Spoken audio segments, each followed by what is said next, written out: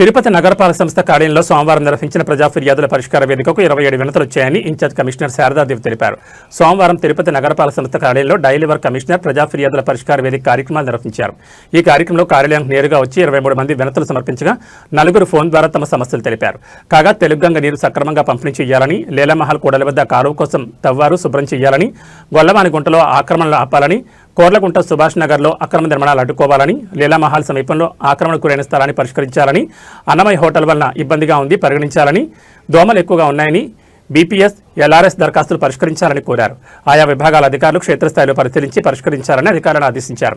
ఈ కార్యక్రమంలో deputy commissioner Amaraiah, superintendent engineer Shyamsundar, municipal ఇంజనీర్లు Tulasikumar, Gomathi, health officer doctor Yuva Anvesh, DCP Khan, revenue అధికారులు సేతుమాధవ్, రవి, ఉద్యానవన శాఖ అధికారి హరికృష్ణ, వెటర్నరీ ఆఫీసర్ గుణశేఖర్, డీఈలు, ఏసీపీలు, శానిటరీ సూపర్వైజర్లు తదితరులు పాల్గొన్నారు.